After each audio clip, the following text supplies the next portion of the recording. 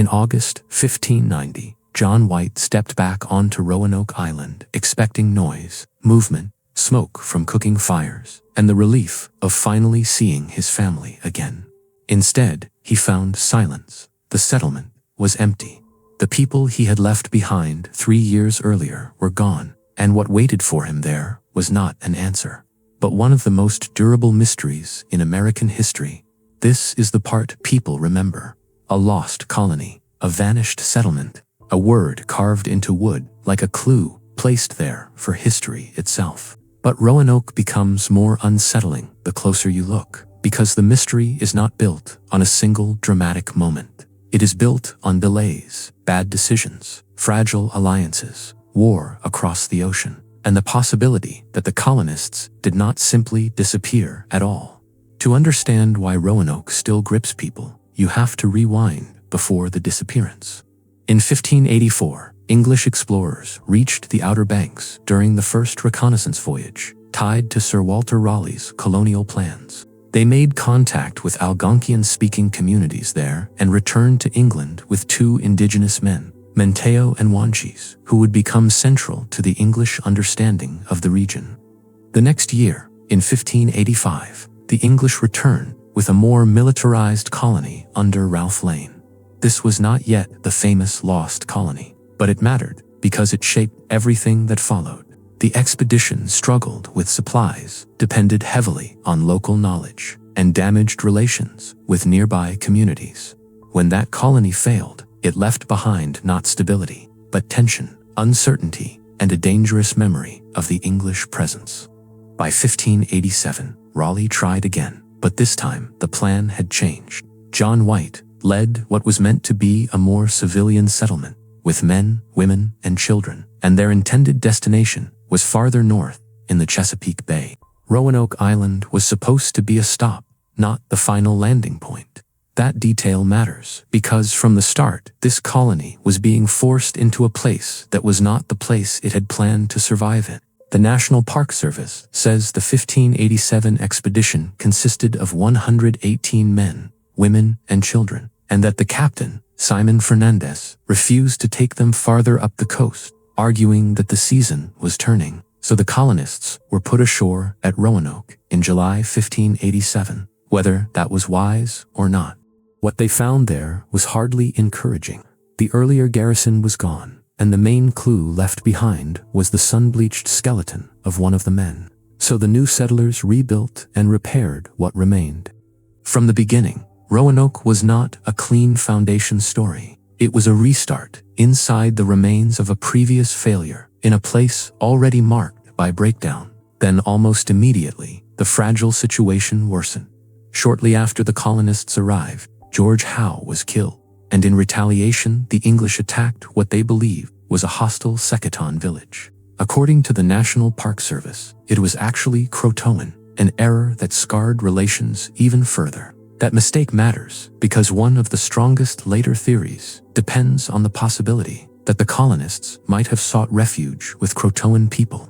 There was one moment of hope in that first difficult summer. Virginia Dare was born on Roanoke Island in August 1587, remembered as the first English child born in the Americas. In the popular imagination, her birth has always made the story feel even more haunting. Because Roanoke is not just about soldiers or adventurers. Families were there, children were there, the colony was trying to become permanent. But permanence requires supplies, and Roanoke did not have enough. The settlers urged John White to return to England for help, even though he did not want to leave them. He sailed in late 1587, expecting to return quickly. Instead, Europe intervened. England was facing the threat of the Spanish Armada, and Queen Elizabeth ordered English vessels to remain available for defense. Roanoke was suddenly trapped on the far side of a geopolitical crisis. That delay is one of the most important facts in the entire story. White was gone not for a season, but for roughly 3 years. By the time he managed to get back in 1590, the colony had been left to fend for itself far longer than planned. A weak settlement in a difficult environment, cut off at exactly the wrong moment. When White finally returned on August 18, 1590, he and his men found the settlement deserted. They found crow carved into a tree and CROATOAN carved into a palisade. Crucially, the National Park Service says there were no signs of struggle and no sign that the colonists had left in haste.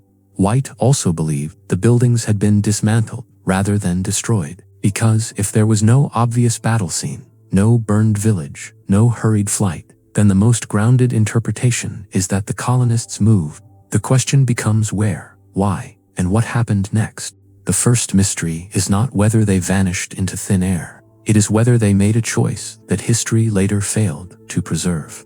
White did have a reason to treat the carving as a message. He had instructed the colonists that if they left before he returned, they should leave an indication of where they had gone. When he found the word CROATOAN, he believed that was the answer. CROATOAN referred both to a people and to a place associated with what is now Hatteras Island. White wanted to sail there immediately. And then came one more interruption. A storm stopped the search. White was forced back toward England and never learned what became of the people he had left behind, including his daughter and granddaughter. One of the cruelest things about Roanoke is that the mystery may have narrowed dramatically in White's own mind, but he never got to test it. History breaks off before the follow-through. So was CROATOAN the answer? It remains one of the strongest theories. The National Park Service calls it one of the most popular and compelling explanations. The logic is simple.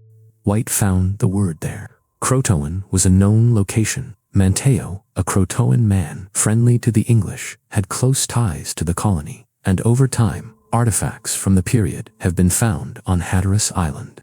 Britannica also notes that many have believed the colonists moved to nearby CROATOAN and joined the native people there, and that archaeological work on Hatteras has been used to support interaction between the groups. That theory is attractive because it is less dramatic than massacre and more plausible than fantasy. It imagines survival through assimilation, compromise, and dependence. But even the CROATOAN theory has limits. The National Park Service says no human remains, graves, buildings, or village sites on Hatteras have been definitively linked to the lost colony. Some artifacts may have arrived by trade rather than relocation, and NPS also notes that the island's limited resources raise doubts about whether it could have supported another 117 people. So CROATOAN is strong, but not settled. The second major theory points inland rather than south. According to the National Park Service, White had left instructions for the colonists to move 50 miles inland if they abandoned Roanoke. Archaeologists later began work in Bertie County after attention focused on a concealed fort-like symbol on John White's map. This is the Albemarle Sound theory, and in some ways it is the most intriguing modern development in the case. Researchers associated with the First Colony Foundation argue that finds at so-called Site X and Site Y in Bertie County may point to an inland movement of colonists. Their published summary says the evidence is not a smoking gun, but that Roanoke period ceramics and map evidence together make the presence of colonists there the most plausible interpretation. In other words, some researchers think Roanoke may not have ended at the coast at all. That theory becomes even more interesting because it reframes the mystery. Instead of asking only, did they go to CROATOAN, it asks whether the colony split, scattered, or tried multiple survival strategies. A coastal group could have gone one way while others moved inland. That would explain why no single site has produced a complete answer. It would also fit the reality of a community trying not to vanish, but to adapt. Still, the inland theory remains contested. The National Park Service is careful here. It says English artifacts have been uncovered in Bertie County, but no human remains, graves, buildings, or village site have been definitively linked to the lost colony, and that some objects could have reached the area through trade. So this line of evidence is serious, but not decisive. Then there is the Chesapeake Bay theory. Roanoke was never supposed to be the final destination in the first place, and later reports collected around Jamestown suggested that some of the earlier settlers may have fought and died before the Jamestown colonists arrived. The idea has a certain logic. If the colony tried to reach its original destination, maybe it disappeared into a failed move rather than a failed settlement. But the Chesapeake theory has a major weakness. The National Park Service says there is no archaeological evidence of the lost colony in that area, and the route would have required open ocean navigation by people who were not sailors or navigators. That does not make it impossible, but it does make it harder to defend than it first appears. Roanoke is full of theories that sound better in outline than they do under scrutiny. What about the darker explanations? Famine and disease are often mentioned, and they cannot be dismissed completely. The Outer Banks suffered a major drought beginning in 1587, according to the National Park Service. It would have reduced food available both to the English and to the Algonquian communities they hoped to trade with. Some colonists may well have died from hunger, illness, or exposure, but famine and disease do not fully solve the mystery either. NPS notes that White found no graves when he returned, something you might expect if the colony had simply collapsed in place. So, while hardship probably formed part of the story, it does not explain the abandoned and apparently dismantled settlement on its own. Roanoke feels less like a sudden death scene and more like a relocation whose second chapter went missing. The Spanish attack theory has also endured because the wider political backdrop makes it tempting. England and Spain were enemies, and Spanish officials did learn of an English foothold in the region. But again, the strongest public history sources do not treat this as the best answer. Spanish forces searching the coast found no English colonists there, and White himself saw no signs of a Spanish assault when he returned. A hurricane or storm is another popular explanation, especially in a place as exposed as the Outer Banks. But the National Park Service notes that White did not find storm destruction at the site. The buildings appeared dismantled, not smashed apart by weather. That distinction is small on paper and huge in interpretation. Nature may have shaped the colony's decline, but it probably did not produce the final scene White walked into. Visual suggestion. Storm overlays dissolving into an intact but emptied settlement. So what is the most plausible reading if you strip away the legend? For me, the strongest conclusion is not that the Roanoke settlers vanished in one dramatic event. It is that they likely moved, perhaps in stages, perhaps in more than one direction, trying to survive in a world that had already turned against their original plan. Some may have gone to CROATOAN, some may have moved inland, some may have died along the way. That reading also explains why the mystery has lasted so long. If the colony fractured and became absorbed into different places, then there may never have been one neat ending to discover. The story modern audiences want is a single answer. History may only offer fragments, each pointing to a different survival path that later blurred into local populations, conflict, disease, and time. And time has been brutal to the evidence.